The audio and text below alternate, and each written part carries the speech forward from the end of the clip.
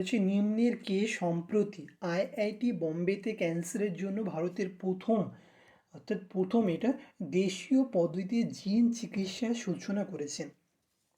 তো সর্বপ্রথমে আমরা জেনে নিই যে আইআইটি সম্পর্কে।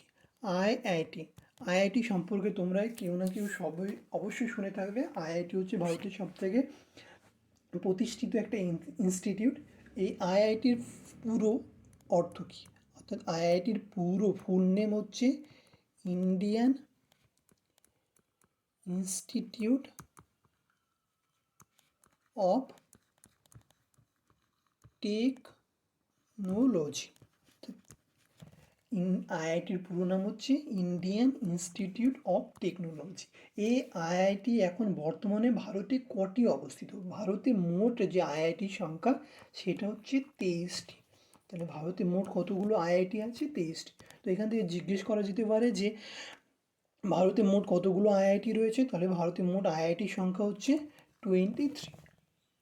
তো এই যে 23 আইআইটি আছে তার মধ্যে হচ্ছে বম্বে যে আইআইটি রয়েছে, অর্থাৎ বম্বে আইআইটি সর্বপ্রথম ভারতীয় যে দেশীয় পদ্ধতি আছে সেই পদ্ধতির যারা জিন চিকিৎসার সূচনা করেছেন।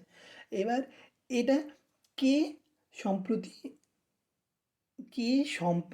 এটা সূচনা করেছেন? তো এখানে অনেকগুলো অপশান আছে। প্রথমে বলেছি রামনাথ কোবিন্দ।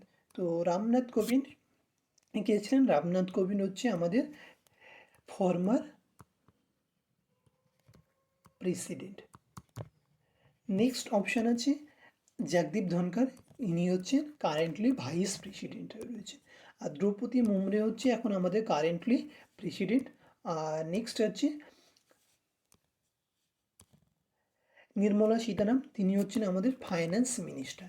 তো আমাদেরকে জিজ্ঞেস করেছে যে রাইট অ্যান্সার কী। তো কী পয়েন্টগুলো দেখে নিই। দ্য প্রেসিডেন্ট অফ ইন্ডিয়া, অর্থাৎ ভারতবর্ষের যে রাষ্ট্রপতি আছেন Shrimati Droupadi Murmu launch India's first home grown gene therapy cancer at IIT Bombay. তো ভারতের রাষ্ট্রপতি সর্বপ্রথম আইআইটি বোম্বেতে জিন থেরাপির সঙ্গে এটা সূচনা করেছেন, চিকিৎসার সূচনা করেছেন। তো রাইট অ্যান্সার হবে কি? Option C.